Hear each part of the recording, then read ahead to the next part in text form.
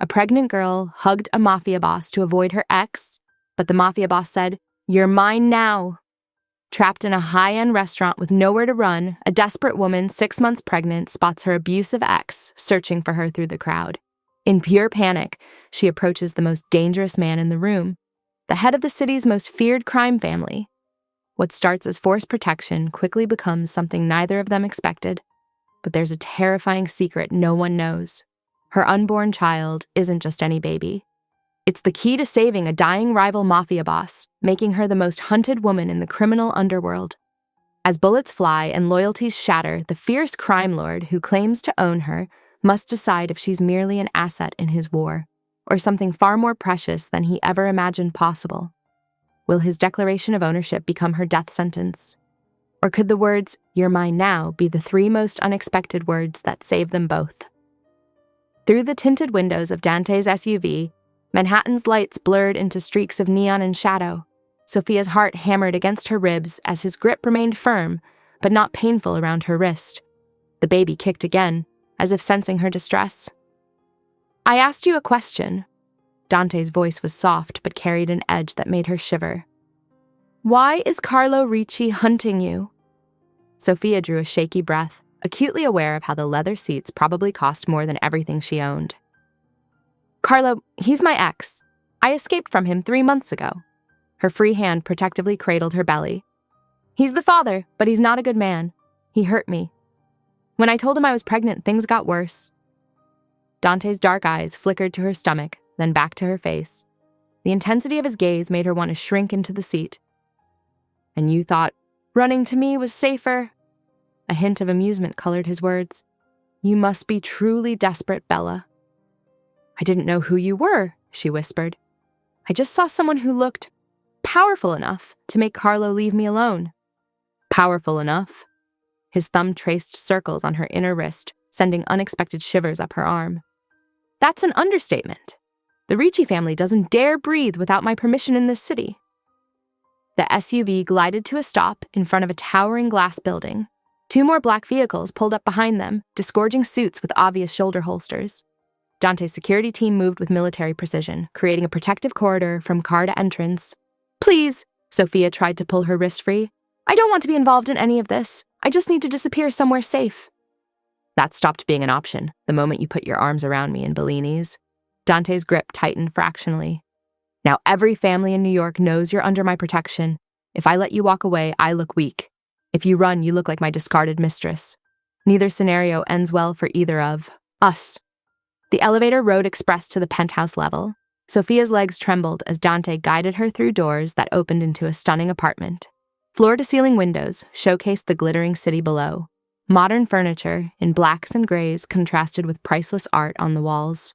Everything screamed money and power. "Sit!" Dante directed her to a sleek leather sofa. He remained standing, his tall frame blocking her view of the exit. "Start from the beginning. Leave nothing out."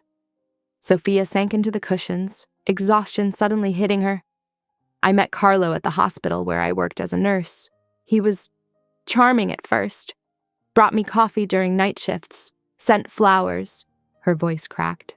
"Then he started getting possessive, checking my phone, following me. He isolated me from my friends until he was all I had." Dante's expression remained impassive, but something dangerous flickered in his eyes. "When did he start hitting you?" "After I got pregnant." Sophia wrapped her arms around herself. "He was obsessed with the baby, kept talking about how special it was, how important. When I overheard him on the phone discussing me like I was just breeding stock, I knew I had to run." "Special how?" Dante moved closer, his presence making the massive room feel smaller. "Something about blood types. He was always taking samples, sending them to someone." Sophia shuddered at the memory. "The last time I heard him say, 'The compatibility is perfect,' and discussing stem cell harvesting. That's when I realized he never cared about me or the baby. We were just part of some plan." Understanding dawned in Dante's eyes, followed by cold fury that made her shrink back. "Old man Ricci's blood disorder. He needs compatible stem cells for treatment." His jaw clenched. "You're carrying his salvation." Terror gripped Sophia's chest. "What?" "The Ricci patriarch is dying. He needs specific stem cells that can only come from certain blood types." Dante's voice was clinical. Your baby must be a match. They'll take the cord blood when you deliver. His eyes narrowed. Or harvest what they need directly if they get desperate enough. Sophia felt the room spin. Her hands clutched her belly protectively as bile rose in her throat. They'll kill my baby? No. Dante's voice cut through her panic like a blade. Because you're mine now, and I protect what's mine. He crouched before her, taking her trembling hands in his. Despite their warmth, his touch felt dangerous. You'll stay here, under my security. The Ricci family won't dare touch you. I'd be trading one cage for another, Sophia whispered.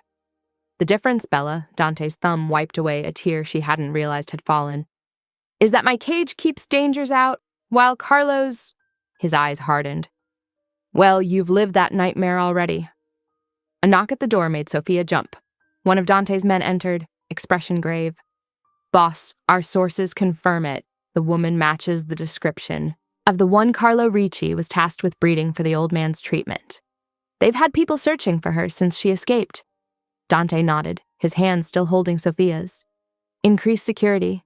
I want eyes on every Ricci operation in the city. If they so much as look in her direction, I want to know.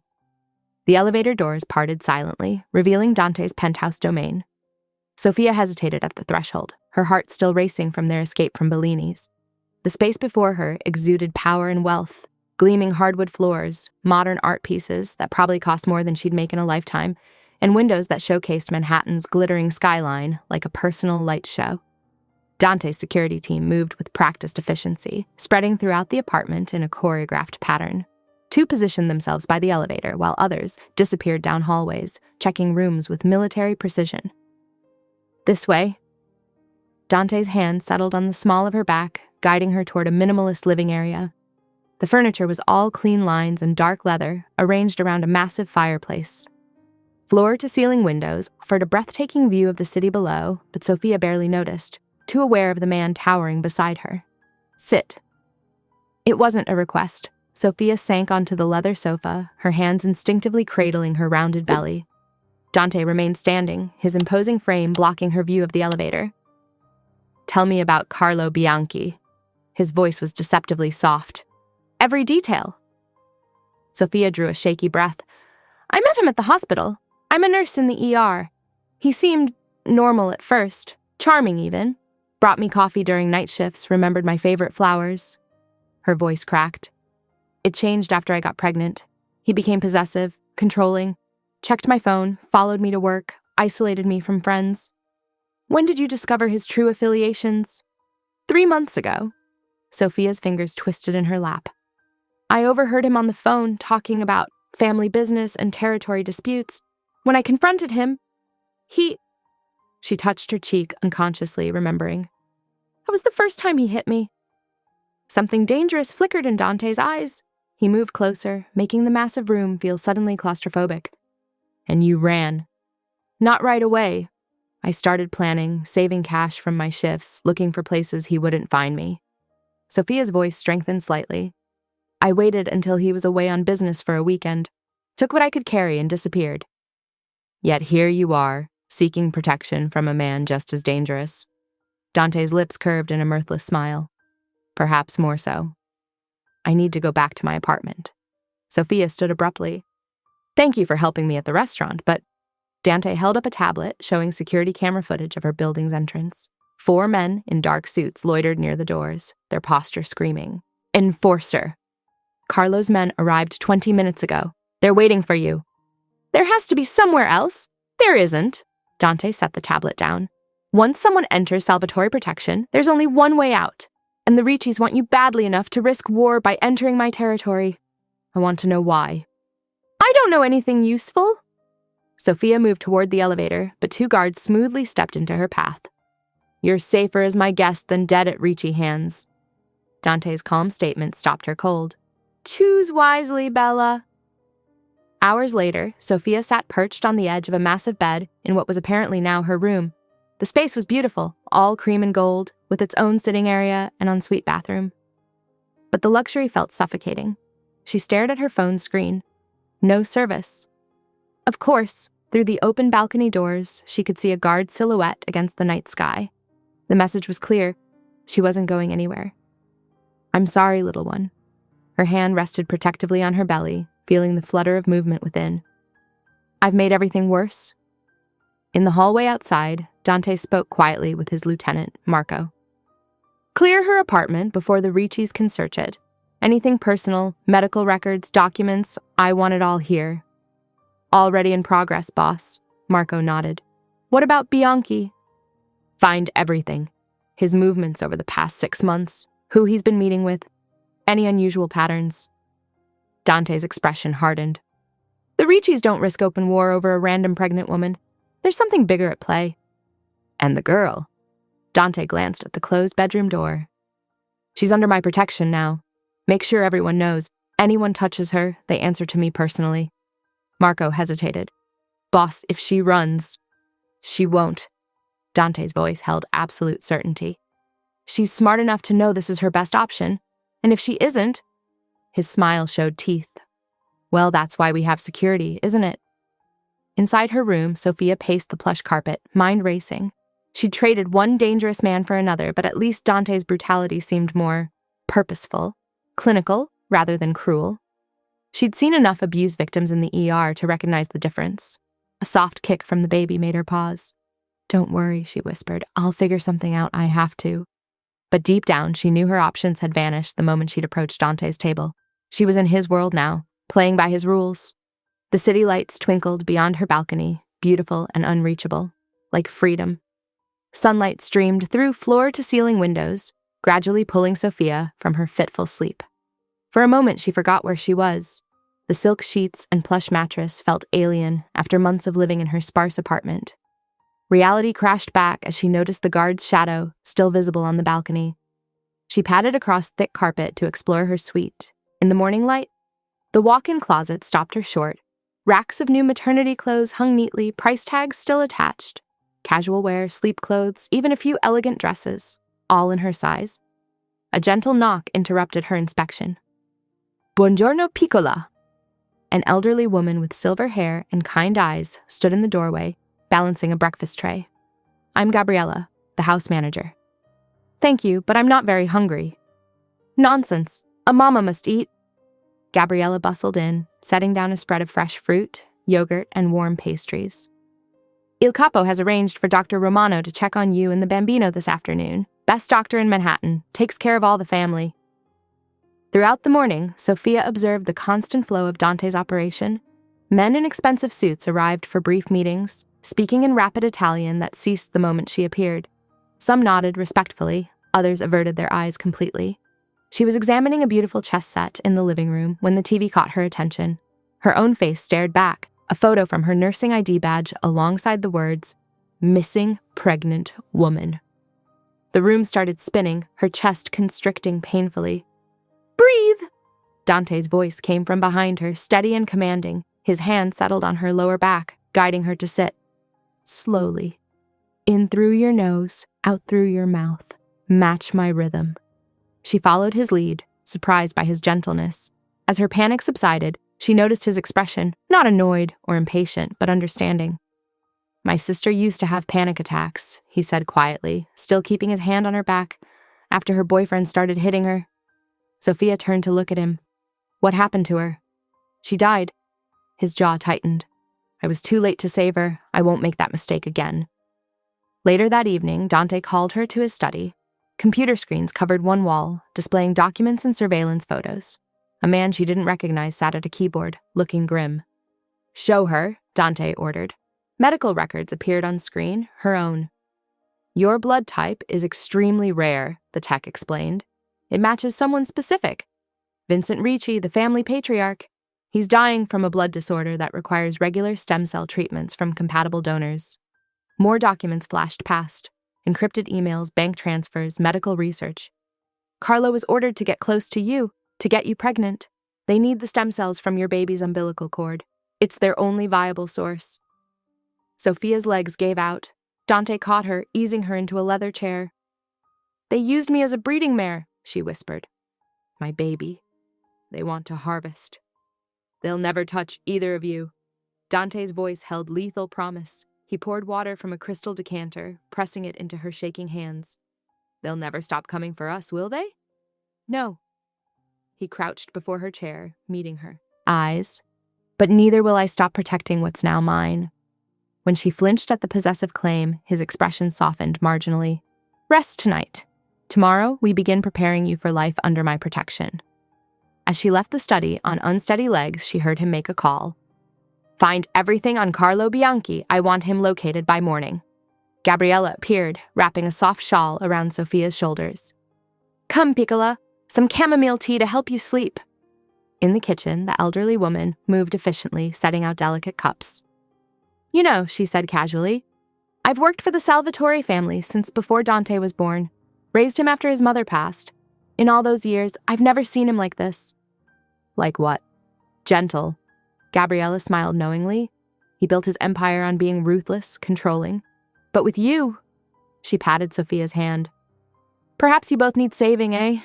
Sophia cradled the warm cup, absorbing its comfort. I don't know if I can trust him. His world is so violent. True, but violence with purpose is different from cruelty for pleasure. Gabriella's eyes grew distant. I watched him after his sister died. The guilt ate at him. Now he has a chance to protect someone else's sister, someone else's child. The baby kicked, as if responding to the conversation. Sophia remembered Dante's steady presence during her panic attack, the careful way he'd guided her breathing. A monster with moments of mercy was still a monster. But perhaps that was better than the pure cruelty she'd fled. Upstairs, Dante stood at his office window, phone pressed to his ear. I want updates every hour, Carlo's known associates, properties, bank accounts, everything. He paused, listening. No, alive. I have questions that need answering. His reflection showed a cold smile. For now. Morning sunlight streamed through the floor-to-ceiling windows of Dante's penthouse kitchen. Sophia hesitated at the threshold, taking in the unexpected sight of Manhattan's most feared crime boss in domestic repose. Dante sat at the marble counter, his black tie loosened and crisp white sleeves rolled to expose muscled forearms. He scrolled through reports on a tablet while methodically drinking espresso from a tiny cup. Without looking up, he slid a prenatal vitamin across the counter's surface. Next to it, he placed a printed schedule. Your itinerary for today. Sophia approached cautiously, picking up the paper. The day was mapped out hour by hour. Shopping for necessities with his security team, a medical appointment, ending with dinner to discuss arrangements. I don't need, she began. You do. His tone left no room for argument. Everything you own is still in your apartment, which the Ricci's are watching. You need clothes, toiletries, whatever pregnant women require. His security team materialized as she finished breakfast, 2 men in dark suits who introduced themselves as Marco and Antonio. They escorted her to a sleek black SUV with bulletproof windows. The shopping expedition revealed the true extent of Dante's influence. At an exclusive Madison Avenue maternity boutique, the owner's face went pale at the mention of his name. Of course, anything for Mr. Salvatore's guest, she stammered, rushing to close the store to other customers. This pattern repeated at every high-end shop they visited. Sophia selected maternity clothes, comfortable shoes, and basic necessities, while trying to ignore how the mere whisper of Dante's name made people scramble to accommodate her. By afternoon, they returned to the penthouse where Dr. Elena Russo waited. The doctor was a surprise, a grandmother-like figure with steel gray hair and sharp eyes that missed nothing. She led Sophia to what appeared to be a fully equipped medical suite within the penthouse. Dante mentioned you were a nurse, Dr. Russo said while taking Sophia's blood pressure. Before your ex-boyfriend isolated you from your profession, Sophia tensed. How much did he tell you? Enough to know you've been through hell. The doctor's movements were gentle but efficient as she conducted the exam. The baby is healthy despite your stress levels. Strong heartbeat, good position. The sound of her baby's heartbeat filled the room, bringing tears to Sophia's eyes. Dr. Russo squeezed her hand. You're safe now, dear. Whatever else Dante Salvatore may be, he protects what's his. Evening found Sophia seated across from Dante at his formal dining table. Candlelight softened the harsh lines of his face as he outlined his terms. You'll stay here under my protection. Follow security protocols without question. Share everything you know about Carlo and the Ricci's. He cut into his steak with precise movements. In return, I ensure yours and your child's safety. Why not just turn me over to witness protection? Sophia pushed her food around her plate. Let the authorities handle this. Dante's laugh was without humor. You think federal agencies can protect you better than I can. I have sources in every department. The Ricci's have twice that many. You wouldn't last a week. So I'm just supposed to trust you instead? You were a nurse at Mount Sinai, he said, changing topics abruptly. Specialized in pediatric oncology. Excellent performance reviews until 14 months ago, when you suddenly started calling in sick, then quit entirely. Sophia's hand tightened on her fork. Carlos said people were talking about us at work, that my colleagues were jealous, trying to break us up. He convinced me to leave, said he'd take care of me. Classic isolation tactics? Dante's voice held cold understanding. Cut you off from support systems, make you dependent. Later, Sophia stood on the penthouse balcony, gazing at the glittering expanse of Manhattan spread below like scattered diamonds. The spring air held a slight chill, making her wrap her arms around herself. She heard Dante's approach before he appeared, beside her, maintaining a careful distance. His presence was both threatening and oddly reassuring, like standing next to a caged predator who had decided to protect rather than hunt. You should sleep, he said finally. Tomorrow won't be easy. What happens tomorrow? His expression darkened, jaw tightening. Tomorrow, Carlo learns you're officially under my protection. The Ricci's will retaliate. We need to prepare. Sophia turned to go inside, her hand accidentally brushing against his on the balcony railing. They both jerked back from the unexpected contact, from the jolt of awareness that passed between them like an electric current. For a moment, they stood frozen, the city lights reflecting in Dante's dark eyes as they locked with hers. Then he stepped back, creating deliberate space between them. The moment shattered, leaving Sophia unsure if she'd imagined the flash of heat in his gaze, the way his breathing had caught for just a second. She hurried inside, feeling his stare follow her until she disappeared down the hallway. In her room, she pressed her palm to her racing heart, trying to understand her reaction to that brief touch. This man was dangerous, perhaps more dangerous than Carlo in his own way. She couldn't afford to feel anything for him beyond cautious gratitude for his protection. But as she changed for bed, her skin still tingled where their hands had met, a persistent reminder that Dante Salvatore was more than just her dangerous protector. He was a man who made her feel things she absolutely shouldn't. The raised voices pulled Sophia from sleep before dawn. She crept down the hallway toward Dante's home office, where urgent Italian phrases mixed with English. The Ricci's are making public demands, a man was saying. They claim she stole family property, meaning the baby. Sophia's hand flew protectively to her stomach as she peered through the partially open door. Dante stood behind his desk, surrounded by men in dark suits who gestured at tablets and phones. Security feeds displayed on multiple screens showed increased activity around the building's perimeter. They're positioning surveillance teams, another lieutenant reported. At least 3 confirmed Ricci soldiers spotted in the last hour. Dante's expression hardened as he noticed Sophia in the doorway. He motioned her inside with a sharp gesture. You should see this. On the largest screen, a news report showed Carlo speaking to reporters outside the Ricci compound. His familiar face made Sophia's stomach turn as he played the role of concerned father-to-be, claiming she'd fled with his unborn child. He's trying to paint me as unstable, Sophia whispered. Make it look like he's the victim. Standard Ricci tactics, Dante replied. They're masters at manipulating public perception. He dismissed his men with a nod, then turned to Sophia. We need to discuss security protocols. Your safety is my priority now. Throughout the morning, Dante personally walked her through emergency procedures, panic rooms, escape routes, security codes. His proximity was constantly distracting, his cologne teasing her senses whenever he leaned close to demonstrate something. She tried to focus on memorizing details instead of the way his presence seemed to fill every space he occupied. They were reviewing safe room protocols when a crash echoed from the kitchen, followed by Gabriella's cry of pain. Sophia ran toward the sound, finding the elderly housekeeper collapsed on the floor, clutching her chest. Without hesitation, Sophia dropped beside her, nurses' training taking over. Call for medical transport, she ordered one of Dante's men, and bring me the emergency kit, now! She checked Gabriella's pulse, noting its irregular rhythm. Gabriella, focus on my voice. Deep breaths. Her hands moved efficiently, loosening clothing, checking vital signs. When the security team returned with supplies, she directed them with calm authority, using their strength to carefully position Gabriella while she administered initial treatment. Dante watched from the doorway as Sophia transformed, her earlier nervousness replaced by professional confidence. She maintained control until the medical team arrived, providing them with precise details of Gabriella's condition and treatment. After Gabriella was stabilized and transported, Sophia found Dante in the kitchen, staring at the spot where his housekeeper had fallen. She raised me, he said quietly. after my mother died, became the only real parent I ever had. She's strong, Sophia assured him. Her vitals improved quickly with treatment. Dante's dark eyes studied her. You were impressive, in control, even ordering my security team around. Training takes over in crisis, she explained. Before Carlo, nursing was my whole life. I lost both parents young, grew up in foster care. Helping others gave me purpose. Until Carlo isolated you, Dante finished, anger threading through his voice. He checked his phone as it buzzed. Speaking of that bastard, he's been promoted, specifically for his success in acquiring you for the family.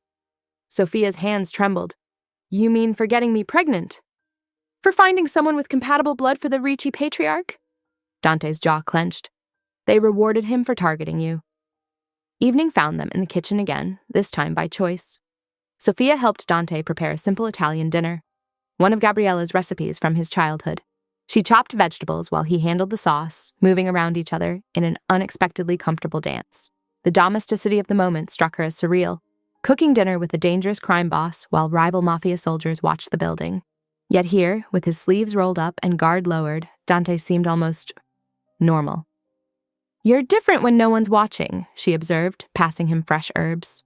Dante's hands paused in their precise, chopping motion.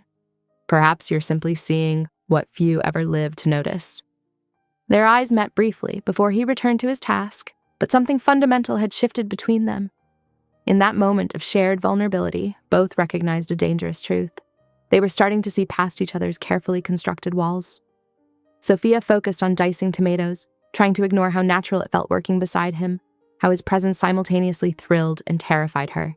She told herself it was just gratitude for his protection, just the intensity of their situation, creating false intimacy. But when their hands brushed, reaching for the same spice jar, that same electric awareness crackled between them. Dante stepped back first, creating deliberate distance as he had on the balcony. Yet his eyes lingered on her face, dark with unspoken possibilities that neither of them could afford to acknowledge. They continued preparing dinner in charged silence, each acutely aware of the other's movements, each pretending not to notice how the simple domestic task had become laden with unspoken tension. Outside, danger waited in the growing darkness, but here in the warm kitchen, something equally dangerous was taking root, something that could either save them both or destroy everything. A week had passed since Sophia first entered Dante's world. Morning sunlight streamed through the penthouse windows as she settled into her new routine, finding unexpected peace in the structured days. Her fingers traced the spine of yet another pregnancy book from the extensive collection Dante had quietly arranged, a thoughtful gesture that still surprised her. The gentle knock interrupted her reading. Dante entered, his usual commanding presence now taut with tension. We need to move you. Intelligence suggests Carlo is planning something. Within the hour, Sophia found herself whisked into an armored SUV, her few possessions hastily packed. The vehicle wound through Manhattan traffic before crossing into Brooklyn, finally stopping before an elegant brownstone.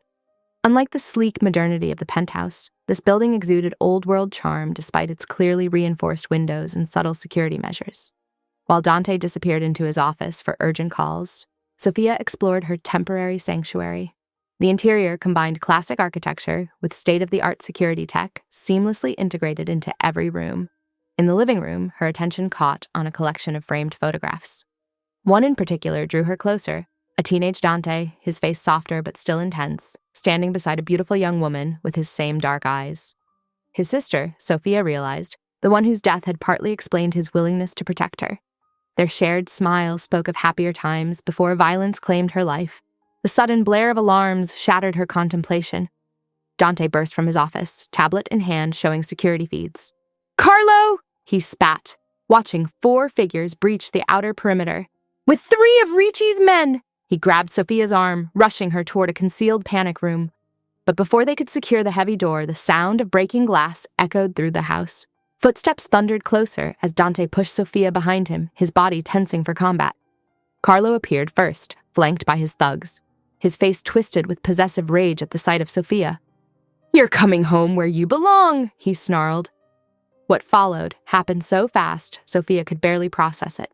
Dante moved with lethal precision, his fighting style a brutal dance of efficiency. He disarmed the first man with a quick strike, using the captured weapon to incapacitate another. The third rushed him with a knife, but Dante redirected the attack, sending the man crashing through a side table. Carlo, always a coward at heart, he waited until Dante was engaged with his last man before taking his shot. The bullet grazed Dante's arm, drawing blood. Carlo's momentary triumph turned to terror as Dante's expression changed, humanity draining from his features. Gone was any trace of the man who'd shared quiet dinners with her. In his place stood something far more dangerous, a predator moving with cold, methodical purpose. He dispatched the last thug with mechanical efficiency before advancing on Carlo. The beating that followed made Sophia's blood run cold. This wasn't combat anymore, but calculated brutality. Dante meant to kill Carlo slowly, making him suffer for daring to touch what he considered his. "Not like this," Sophia pleaded, her voice breaking through Dante's rage. "Not in front of me." Something in her tone reached him. His fist froze mid-strike, Carlo's bloodied face beneath him. For a long moment, no one moved. Then Dante's security team flooded in, taking control of the scene. Hours later, after Carlo and his men had been removed, beaten but alive, Sophia found herself tending to Dante's wounded arm. The bullet graze wasn't serious, but she focused intently on cleaning and bandaging it, avoiding his intense gaze. "Why did you stop me?" he finally asked, breaking the heavy silence. He deserved death for touching what's mine. Sophia's hand stilled on his arm. "Because that kind of killing changes you. I saw it in your eyes." She remembered the cold emptiness that had replaced his usual controlled power. "You became someone else." After a long pause, Dante covered her hand with his. "There are many things I'll never be able to give you, Sophia. Innocence is one of them." Their eyes met, electricity crackling in the space between them. Before she could respond, Dante leaned forward and kissed her. The contact was brief but intense, his lips firm against hers, sending shockwaves through her system. Then he pulled back, both of them stunned by the unexpected intimacy. They stared at each other in the growing darkness, the day's violence hanging heavy around them. The kiss had changed something fundamental between them, crossing a line neither had intended to approach. Sophia's fingers touched her lips, still feeling the phantom pressure of his kiss, while Dante watched her with an unreadable expression. The brownstone settled into silence around them, security teams patrolling outside, the city continuing its endless rhythm beyond their walls. Yet in that room, time seemed suspended between one heartbeat and the next, neither of them quite ready to acknowledge what had just happened, or what it might mean for their complicated arrangement. Sunlight streamed through reinforced windows as Sophia woke, her hand instinctively moving to her belly.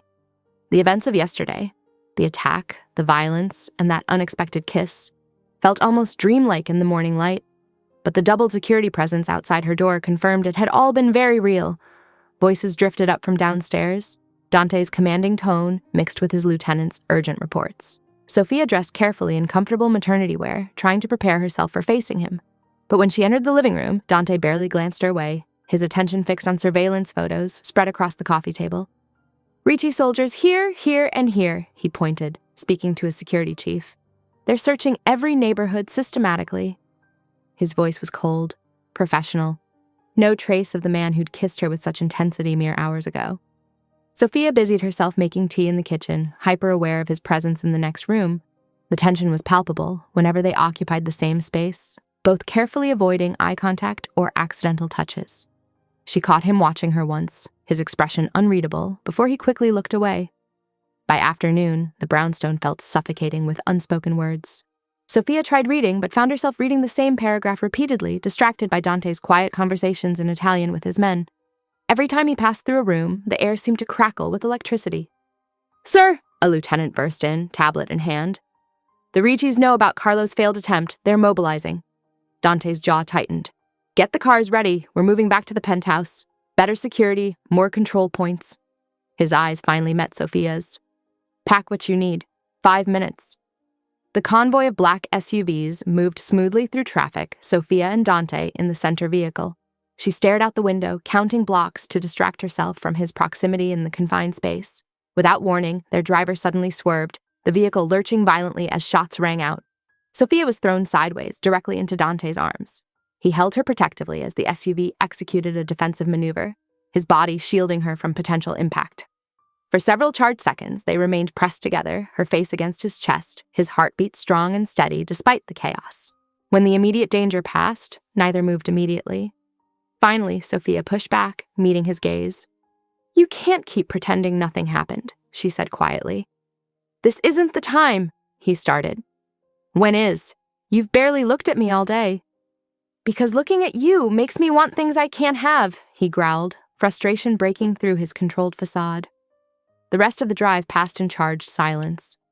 At the penthouse, after ensuring the building was secure, Dante led Sophia to his study. The situation has escalated, he explained, pouring himself a drink. Our sources say the Ricci patriarch's condition is deteriorating faster than expected.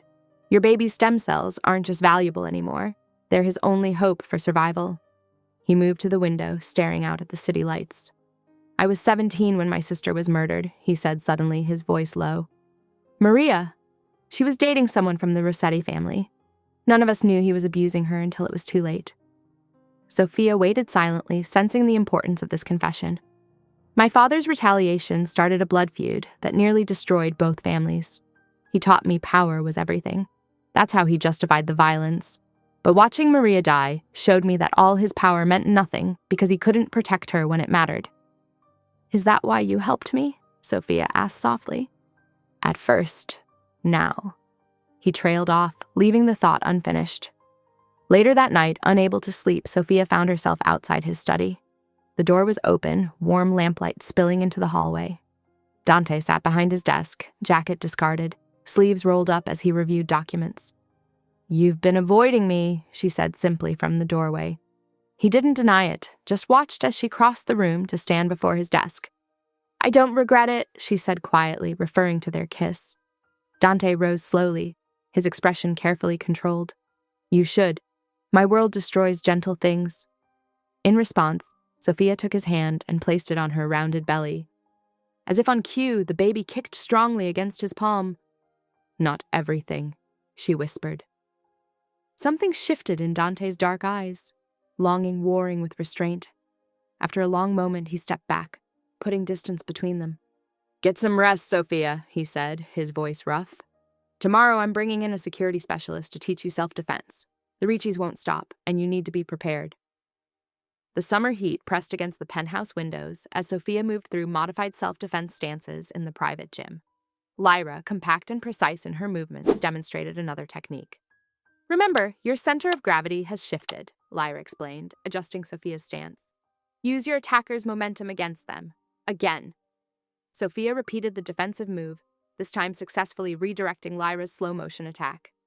From the doorway, Dante watched, his presence both distracting and motivating. His dark eyes tracked every movement, expression approving, as Sophia executed the maneuver correctly.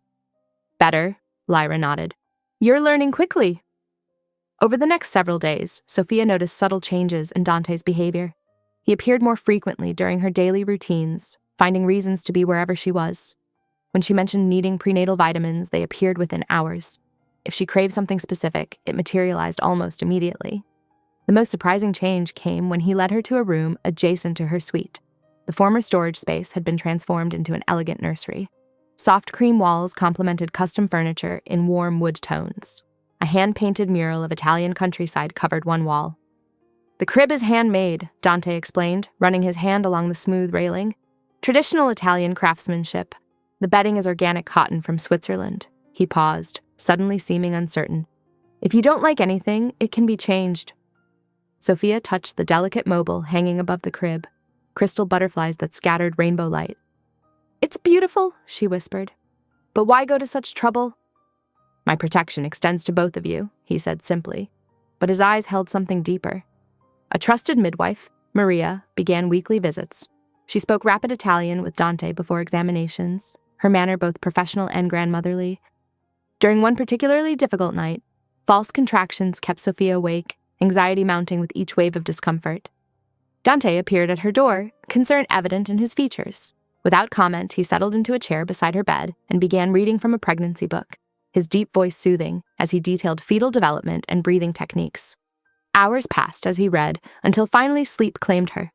The next morning, she found him directing workers to convert his home office into a temporary bedroom. The nursery books recommend being closer during the final months, he said when she questioned him, as if it were the most natural thing for a crime boss to rearrange his private space for a pregnant woman's comfort.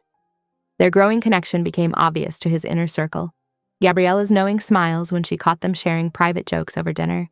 The way his security team automatically included Sophia in their protective formations. Even Lyra's formal demeanor softened slightly during their sessions. During dinner one evening, Sophia caught Dante smiling, actually smiling, as she described the baby's increasing movements. The rare expression transformed his usually stern features, making him appear younger, almost carefree. Gabriella, bringing in dessert, nearly dropped the tray in shock at the sight. The peaceful routine shattered when Dante received new intelligence. The Ricci family had placed $1 million bounty on Sophia, specifically requesting her return before the birth. The sum attracted dangerous elements beyond their usual soldiers. Mercenaries, professional kidnappers, anyone willing to risk Dante's wrath for that kind of money. Security tightened further. Additional guards appeared on rotation. Dante installed new security features throughout the penthouse, including a biometric lock on Sophia's suite. He personally reviewed every detail of her upcoming doctor's appointment at the private clinic he'd secured. "I don't like that I can't accompany you," he said, the morning of the appointment, pacing his study. An emergency meeting with Russian associates demanded his attention, despite his obvious reluctance. 4 security team members seems excessive for a routine checkup, Sophia pointed out, watching him move restlessly around the room. Nothing is routine anymore. He stopped before her, his hand reaching out to touch hers. "Call me the moment you're finished." His fingers lingered, the contact sending familiar warmth through her body. At the clinic, everything proceeded normally at first. The security team positioned themselves strategically, 2 outside the main entrance, 2 in the hallway. Sophia changed into a medical gown, settling onto the examination table to wait for her doctor. A woman in a crisp lab coat entered, her movements efficient and professional. Instead of beginning the exam, she carefully closed the door and approached Sophia with measured steps. Without speaking, she produced an FBI badge, holding it where Sophia could clearly read the credentials. "I'm Agent Mira Chen," she said quietly, her voice barely above a whisper. "You're in danger that goes beyond what even Salvatore knows." She glanced meaningfully at the door where Dante's men waited. "We can offer you protection if you'll help us bring him down." Sophia stared at the FBI badge in Agent Chen's hand, her heart hammering against her ribs. The laminated card caught the fluorescent clinic lights, making the federal seal gleam with official authority. "We've been investigating both families for months," Chen explained in hushed tones, her dark eyes constantly monitoring the door. "The Ricci operation, their plans for your child, we know everything." Sophia's hand instinctively covered her belly. "If you know so much, why haven't you stopped them?" "Building a federal case takes time, but right now my concern is you." Chen leaned closer. "Salvatore isn't the protection you think he is. We have evidence he's planning to use you as leverage against the Riccis." Before Sophia could respond, footsteps approached. The actual doctor entered, charts in hand. Chen smoothly stepped back, slipping something into Sophia's robe pocket with practiced ease. "Think it through," she murmured. "Call that number when you're ready. We can have you in witness protection within hours." The examination proceeded normally, but Sophia barely heard the doctor's updates about fetal measurements and heart rates. Her mind raced, hand occasionally brushing the secure phone, now hidden in her pocket. Back at the penthouse, she carefully tucked the phone into a slit she'd made in her mattress, hands trembling. Over the next 3 days, she watched Dante with new eyes, searching for signs of deception. She observed him reviewing construction plans for his countryside estate, where he intended to move her for the final weeks of pregnancy. The detailed blueprints showed a nursery adjacent to the master suite, with security features she recognized from her time in the penthouse. "The air filtration system will be medical grade," he explained when she studied the plans. "The windows are bulletproof, naturally, but designed to let in maximum natural light for the baby's development." "You've thought of everything," she said carefully, watching his expression. "I leave nothing to chance." He showed her another document. "I've arranged for Dr. Russo to stay at the estate for the final month. The top pediatric specialist in Manhattan has agreed to be on call. There's a fully equipped medical suite being installed." The preparations seemed genuine, each detail considered with meticulous care, yet Chen's words echoed in her mind. "He's using you." One evening, as they reviewed security protocols for infant care, the baby began kicking forcefully. Without thinking, Sophia reached for Dante's hand, placing it where the movement was strongest. He went completely still. The hardened crime boss, who commanded fear throughout New York, stared in wonder as tiny feet pressed against his palm. Something shifted in his expression, a softening around his eyes, a vulnerability she'd never seen before. When he looked up, their faces were inches apart. This time, she couldn't say who moved first. Their lips met with none of the hesitation of their first kiss. His hand cradled her head while the other remained on her belly, protective and possessive at once.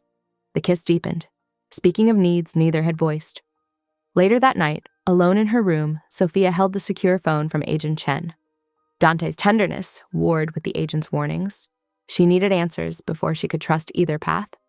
The next afternoon, while Dante met with his captains about Ricci movement in Brooklyn, Sophia approached Gabriella in the kitchen. "I feel so closed in," she sighed, one hand rubbing her lower back. "Just a quick trip for fresh air." Gabriella's sympathetic clucking brought the desired result. Permission for a brief shopping excursion with Marco, the youngest guard.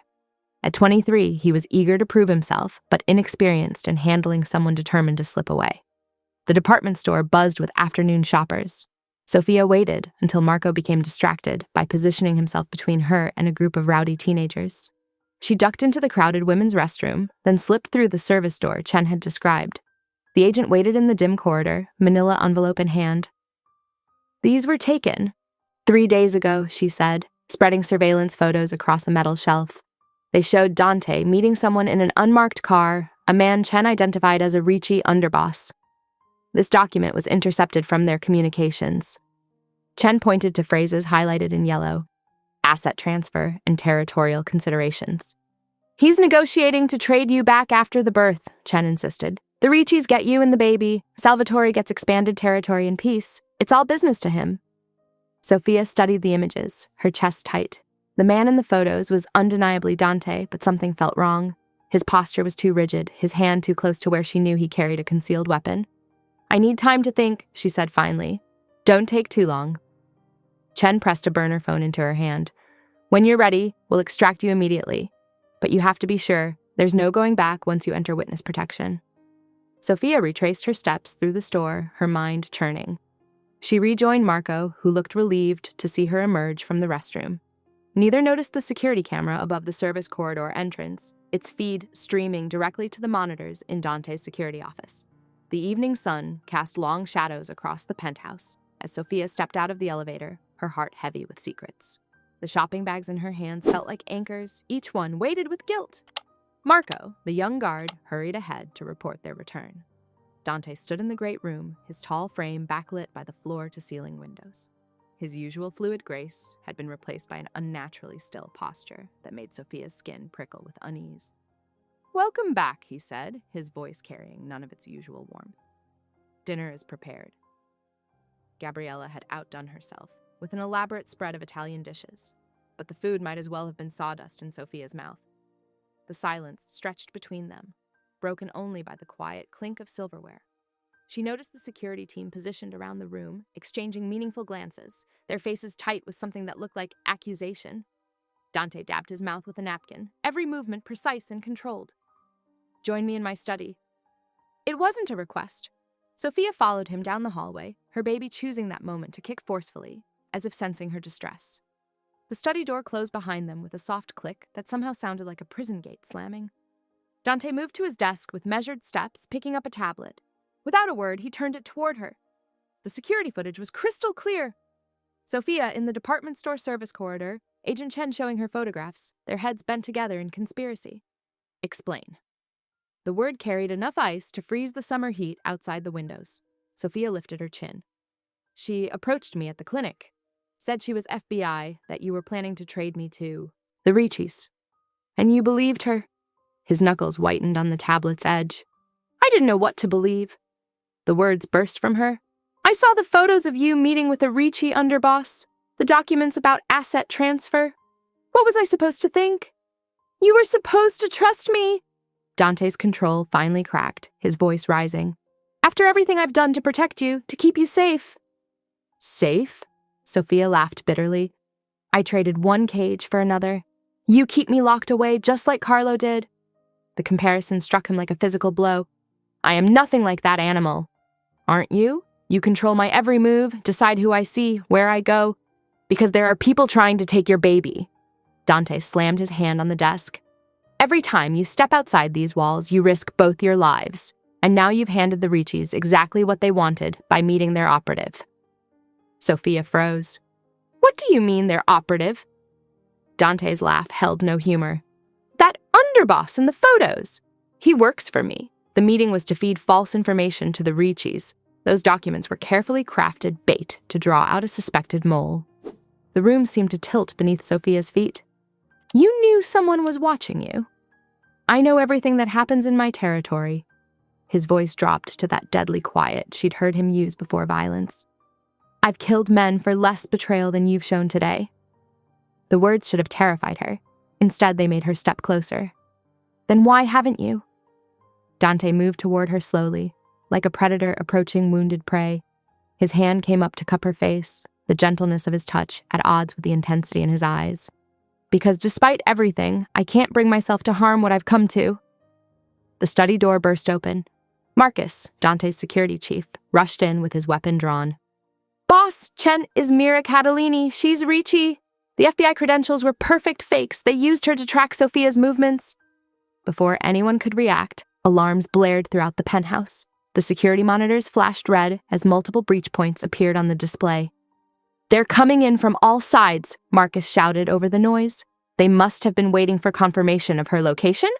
Dante grabbed Sophia's arm, already moving toward the panic room. Get her out!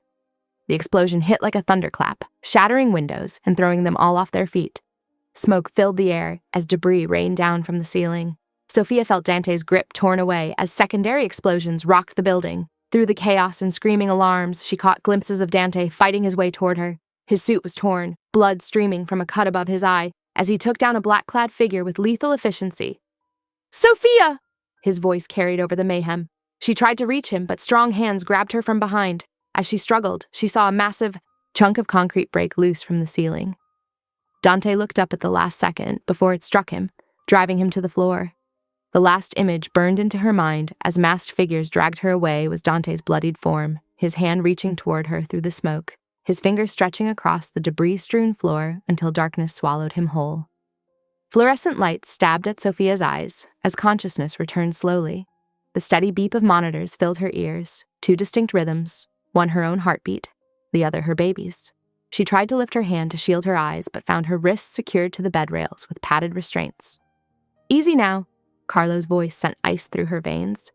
We wouldn't want you hurting yourself or our precious cargo.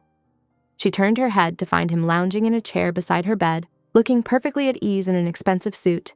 A new pin gleamed on his lapel, the higher rank within the Ricci family obvious in its ornate design. Fresh scars marked his face from his encounter with Dante, twisting his once handsome features into something harder. The baby, she whispered, her throat dry, is perfectly fine. Carlo stood, adjusting his cuffs. Better than fine, actually. Worth quite the promotion, thanks to you. He poured water from a pitcher, holding the straw to her lips. When she turned away, he shrugged. Still stubborn. Don't worry, that will change. A doctor entered, followed by nurses who efficiently checked her vitals and the fetal monitor readouts. They spoke around her rather than to her, discussing medication schedules and optimal timing for inducement. The clinical detachment in their voices made her skin crawl.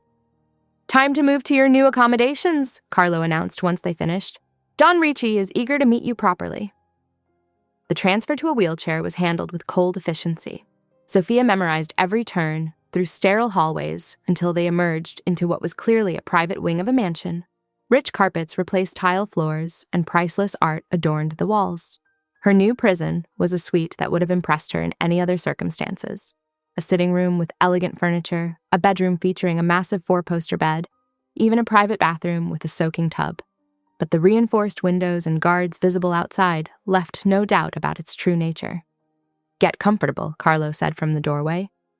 You'll be here until the birth. Shouldn't be long now. She was left alone only briefly before the door opened again. Two guards preceded an elderly man who moved slowly but radiated authority. His expensive suit hung loosely on his thin frame, but his eyes were sharp as they fixed on her. Sophia! Don Ricci's voice was surprisingly gentle as he approached. Such a precious gift you bring to our family. Without permission, he placed a gnarled hand on her rounded belly. My little lifesaver. She fought the urge to recoil as he patted her stomach. What do you want from us? Just a small sacrifice for the greater good. He smiled benevolently. The doctors will explain everything, but essentially we'll need to induce labor a few weeks early. Nothing dangerous. Women deliver at this stage all the time. We simply need certain materials from the birth process itself. Throughout the day, medical staff came and went, checking preparations and discussing procedures. Sophia gathered fragments of their conversations, piecing together their plans. They wanted umbilical cord blood, placental tissue, rich sources of stem cells that might save the dying Dawn. Miles away, in a private medical facility, Dante Salvatore opened his eyes to white-hot pain and rage. Bandages wrapped his torso where the falling concrete had broken 3 ribs. A gash above his eye had been neatly stitched. "How long?" he demanded of Marcus, who stood guard by his bed. 18 hours. We've tracked them to— Call everyone." Dante swung his legs off the bed, ignoring the doctor's protests. "Every captain, every soldier, call in every favor we're owed, and get me the heads of the neutral families. Boss, you need rest. What I need is war." Dante's voice could have frozen hell itself. "Full mobilization. I want eyes on every Ricci property, every known associate. Find their medical team. They'll need specialists for what they're planning." Within hours, Dante's organization hummed with deadly purpose. Unprecedented alliances were forged as he promised territory and concessions to neutral families in exchange for support. His intelligence network traced specialized medical equipment purchases to a private facility outside the city. "Is this woman worth starting a war?" his lieutenant asked quietly as they reviewed assault plans. "The whole city will burn." Dante's gaze could have cut diamonds. "She's worth ending one." Back at the Ricci compound, Sophia lay in her gilded cage, carefully observing every detail of her surroundings. The medical staff worked in shifts, their routines becoming clear. One nurse in particular caught her attention. Elena, whose hands shook slightly when following certain orders, who flinched at loud noises. During a late-night vital check, Sophia saw her chance. "They hurt you too, didn't they?" she whispered, Elena's hands stilled on the blood pressure cuff. "I don't know what you mean." "I recognize the signs," Sophia kept her voice low. "The fear, the way you try to make yourself invisible. When this is over, they'll dispose of both of us. We're just tools to them. They'll kill me if I help you." But Elena's resistance was wavering. "I promise you protection. Real protection, not this cage they call safety." After a long moment, Elena slipped something into Sophia's hand. A keycard. "Night shift changes at 2 a.m., she breathed. "The east stairwell is least monitored." Outside the compound's perimeter, hidden in the darkness, Dante reviewed thermal, imaging of guard positions with his strike team. His weapons felt heavy against his injured ribs, but the pain only fueled his focus. Soon, he would paint these walls with Ricci blood. What he couldn't know was that inside those walls, Sophia was already setting her own escape in motion. Pre-dawn shadows stretched across the medical facility's sterile corridors. Sophia's heart thundered as she pressed Elena's keycard against the reader, the soft beep and click of the lock releasing nearly making her jump. She peered into the dim hallway, one hand protectively cradling her belly. Right on schedule, the monitoring equipment in her room went dark, Elena's promised distraction. The thin hospital gown offered little protection against the cool air as Sophia crept forward barefoot, using the wall for support. Her pregnant form made stealth challenging, forcing her to move slowly and deliberately. Outside the facility's walls, Dante positioned his strike teams with practiced precision despite the pain of his healing injuries. Elena's intelligence had given them the layout, security rotations, and access points. His men moved like shadows, neutralizing exterior guards with silent efficiency. Sophia followed Elena's memorized instructions, counting doorways and turns. Left at the second junction, right at the water fountain, avoid the third floor entirely. The weight of her belly threw off her balance, making each careful step a conscious effort. The first alarm blared just as she reached the east wing, red emergency lights casting an eerie glow.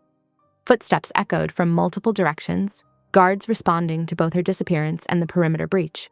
She pressed herself into an alcove, trying to control her breathing. 2 Ricci soldiers rounded the corner, weapons drawn. Sophia's training with Lyra kicked in instinctively. As the first guard passed, she executed the modified sweep kick she'd practiced countless times, using his momentum against him. Before the second could react, she struck the nerve cluster behind his ear, another of Lyra's lessons adapted for her condition. Both men crumpled, leaving her shaking but unharmed. Dante moved through the facility like an avenging shadow, his injuries forgotten in the focus of combat. Each secured section revealed signs of earlier disturbance. Unconscious guards, doors left ajar, security cameras turned aside. A fierce pride bloomed in his chest as he recognized Sophia's handiwork.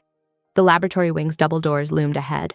As Dante's team prepared to breach, they swung open to reveal Sophia, hospital gown replaced with scrubs stolen from a supply closet, a stolen security baton gripped professionally in one hand. Behind her stood Elena, clearly terrified, but determined. For a moment, Dante simply stared, taking in the sight of her, fierce and capable, so different from the frightened woman who'd approached his table at Bellini's. Then she was in his arms, his embrace careful, of her belly but desperately tight everywhere else. "I came to save you," he murmured against her hair, humility coloring his usual commanding tone. "But it seems you were saving yourself," he added with unmistakable pride. "Elena helped," Sophia replied, still within the circle of his arms. "I promised her protection." Dante nodded to his lieutenant, who immediately began integrating Elena into the extraction plan. Professional focus returned as they reviewed the fastest route to their vehicles. But fate had other plans. "Well, isn't this touching?" Carlo's voice rang out as he appeared at the far end of the corridor, flanked by Ricci's elite security team, their weapons trained on the group with lethal intent. Dante's men returned fire as everyone dove for cover, the laboratory erupting into chaos. They retreated deeper into the facility, Carlo's team in close pursuit. Each turn led them further from their planned escape route until they found themselves in an older section of the building. "There!" Elena pointed to a rusty door marked Maintenance Access. Beyond it lay a service tunnel, likely dating back to the building's original construction. As they prepared to enter, Sophia suddenly gasped. Her hand flew to her belly as clear fluid trickled down her legs, forming a small puddle on the concrete floor. The color drained from her face as the first contraction seized her body. "The baby," she whispered, eyes wide. "It's coming now."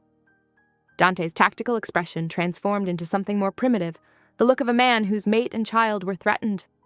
Without hesitation, he lifted Sophia into his arms, ignoring the protest of his injured ribs. "Change of plans," he announced to his team, voice brooking no argument. "We need somewhere defensible. My child will not be born running." Elena quickly assessed their options. "The old surgical wing," she suggested. "It's isolated, one entry point, and still has basic medical supplies." The contractions were already intensifying as Dante carried Sophia through the tunnels. His men moved in practice formation around them, securing their path. Elena gathered supplies as they passed abandoned storage rooms, clean linens, basic medical instruments, anything that might prove useful. Sophia buried her face against Dante's neck as another contraction gripped her. "I'm sorry," she whispered. "This isn't exactly the escape plan we needed." His arms tightened fractionally around her. "Plans change. We adapt." The tenderness in his voice belied the tension in his jaw as he surveyed their surroundings. "But I swear, on everything I am, you and our child will survive this night." The possessive "our" wasn't lost on Sophia, but another contraction stole her response. Behind them, Carlo's men could be heard systematically searching the old tunnels. Time was running out as nature's most ancient timeline took precedence over tactical concerns. Early morning sunlight crept through grimy window panes, casting weak shadows across the abandoned caretaker's cottage. Sophia lay on a makeshift bed of tactical vests and jackets, her face contorted in pain as another contraction gripped her. Sweat dampened her hospital gown, her knuckles white as she clutched Dante's bloodied hand. Elena moved with practiced efficiency, arranging the limited medical supplies she'd managed to grab during their escape. The nurse's hands remained steady despite the periodic bursts of gunfire that echoed outside, where Dante's men held their defensive positions. "Breathe through it, just like we practiced," Elena coached, checking Sophia's progress. "The baby's coming quickly now." Dante knelt beside Sophia, his usual mask of cold control cracking each time she whimpered in pain. His free hand smoothed sweat-dampened hair from her forehead with surprising tenderness. The gesture seemed unconscious, as natural as breathing. "You're doing so well, Bellissima," he murmured, his voice rough with emotion he no longer tried to hide. "Just hold on to me." Another contraction peaked, and Sophia cried out, squeezing Dante's hand with crushing force. He didn't flinch, instead leaning closer to support her as she worked through the pain. The sounds of combat grew closer, sharp cracks of rifle fire and the deeper boom of shotguns. "Sir," one of his lieutenants called from the doorway, "Ricci's men are probing the east perimeter." "Hold them," Dante ordered without looking away from Sophia. "Whatever it takes." Elena's expression suddenly tightened as she monitored the baby's heartbeat with a portable Doppler. "The rate's dropping," she announced, her professional calm masking urgency. "We need this baby out now." Fear flickered across Dante's features as Sophia's next contraction produced no progress. The baby's heartbeat grew fainter, its rhythm dangerously slow. For the first time since she'd known him, raw panic entered his eyes. "Fight, Sophia," he pleaded, pressing his forehead to hers. "Please, I can't lose you, either of you." His voice broke. "You've become everything to me. Everything." The vulnerability in his confession seemed to give Sophia renewed strength. With the next contraction, she bore down with determination, her cry of effort drowning out the gunfire outside. Elena's skilled hands guided the baby's emergence as Dante supported Sophia's shoulders, whispering encouragement in Italian against her temple. "The head's out," Elena reported. "One more push, Sophia. Make it count." Sophia gathered her remaining strength, gripping Dante's hand like a lifeline. With a final, powerful effort, she pushed as another explosion rocked the cottage's foundation. Through the dust and chaos, a new sound cut through, the angry, healthy wail of a newborn taking her first breath. "A girl," Elena announced, quickly wrapping the infant in clean surgical towels. "She's perfect." The moment of joy shattered as the cottage door splintered inward.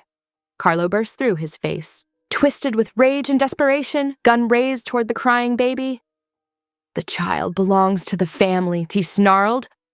Dante moved with lethal grace, placing himself between Carlo and his newly formed family. His shot rang out before Carlo could squeeze his trigger, the bullet finding its mark with deadly accuracy. Carlo's body crumpled, his final expression one of shocked disbelief. Looking down at his dying enemy, Dante's voice carried quiet conviction. "You never understood. Some things are worth more than power." He turned back to Sophia, who cradled their daughter protectively to her chest. His expression softened as he took in the sight of them, whole and safe. "You're mine," he declared, the words carrying the weight of an unbreakable vow. "Both of you, forever." His hand gently cupped the baby's head, thumb brushing her dark curls. "No one will ever threaten what's mine again." The infant's cries quieted at his touch, her tiny hand wrapping around his finger. Sophia looked up at him, exhausted but glowing with new motherhood, and saw the truth of his words reflected in his eyes. The hardened crime boss had been transformed by love into something entirely new. A protector, a partner, a father. Elena worked efficiently to deliver the afterbirth and check Sophia's condition, while Dante's men secured the perimeter and called for emergency transport. Through it all, Dante remained by Sophia's side, one hand still clasped in hers, while the other maintained gentle contact with their daughter. Outside, the gunfire gradually faded as the Ricci forces retreated, realizing their leader had fallen. Sunlight strengthened through the windows, illuminating the small family in its warming glow. The baby dozed against Sophia's chest, perfect and peaceful, despite the violence of her entry into the world. Dante's security team maintained their vigilance, but inside the cottage, time seemed suspended in this precious moment of new beginnings. The hardened Mafia boss, who had started this journey as Sophia's reluctant protector, now watched over his family with fierce devotion, his transformation from ruthless criminal to loving father complete. The late summer sun streamed through the nursery's bay windows, casting a golden glow over Sophia as she settled into the cushioned rocking chair. 3-month-old Aria nursed contentedly, her tiny hand curled against her mother's breast.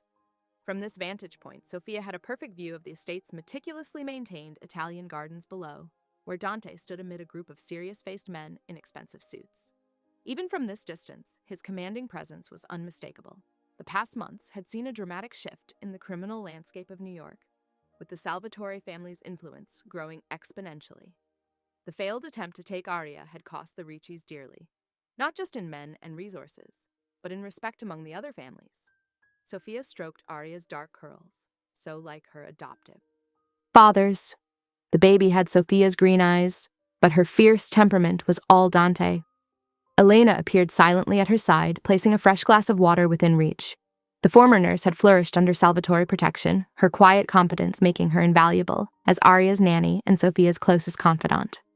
"The new security rotation starts tonight," Elena murmured, adjusting a blanket over Sophia's shoulder. "Double the usual teams." Sophia nodded, understanding the precaution. Though the Ricci patriarch had accepted defeat, surrendering significant territory and influence to the Salvatores in exchange for a peaceful retirement, Dante took no chances with his family's safety. The old man's failing health had forced his hand. Without an heir apparent after Carlo's death, he'd had little choice but to accept Dante's terms. Below, the meeting appeared to be concluding. One by one, the men shook Dante's hand with careful deference before being escorted to waiting cars. As the last vehicle pulled away, Dante turned and looked up directly at the nursery window. The transformation in his expression was immediate and profound. the hard lines of authority softening into something tender and private, reserved only for Sophia and their daughter. Arya finished nursing, and Sophia lifted her to her shoulder, patting gently. The baby's quiet burp made her smile. These peaceful moments still felt surreal sometimes, a far cry from those terrifying days of running from Carlo or the chaotic night of Arya's birth. The cottage where she'd been born had been demolished, replaced by a memorial garden that Dante had dedicated to his sister's memory. The sun began its descent as Sophia prepared for dinner, dressing in a deep blue silk dress that Dante had specially ordered from Milan. Elena took charge of a freshly bathed and fed Arya, carrying the drowsy infant to the nursery, while Sophia made her way to their private quarters. Dante waited for her there, his dinner jacket discarded and tie loosened. The day's business persona had been shed, leaving just the man who'd captured her heart, despite all odds. He held out a hand, drawing her close. "I have something for you," he said softly, leading her to sit on the plush sofa. From his pocket, he withdrew an envelope and a small velvet box. Sophia's breath caught as she opened the envelope first. Adoption papers, legally naming Dante as Arya's father, with all the protection and privilege his name carried. Her vision blurred with tears as she read the formal document making their little family official in the eyes of the law. "There's more," Dante murmured, opening the velvet box to reveal a stunning vintage ring. The central diamond was flanked by deep blue sapphires, the platinum setting intricate yet elegant. "I know our beginning was unconventional," he said, his voice carrying a rare note of vulnerability. "I forced you into my world, claimed you as mine before you had any choice in the matter." He took her hand, his thumb brushing over her knuckles. "I will never leave this world of power," he acknowledged honestly. "But my empire now exists for one purpose only, to protect you and our daughter."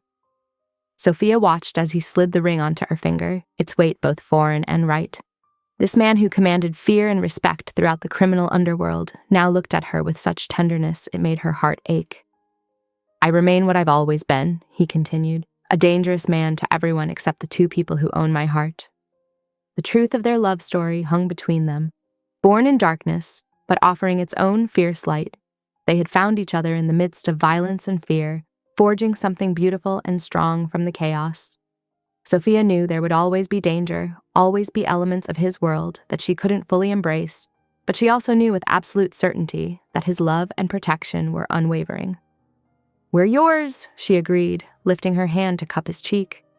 "And you are ours." Their kiss sealed the unconventional family bond, promising both passion and permanence. His arms wrapped around her, pulling her close as the last rays of sunlight painted the room in shades of gold and shadow. Through the open door, they could hear Elena softly singing an Italian lullaby to Arya. The sound of their daughter's happy coo floated in, a reminder of the precious life they'd created together. Dante's empire might be built on power and fear, but their family was founded on something far stronger, a love that had transformed them both, making them better versions of themselves than either had thought possible.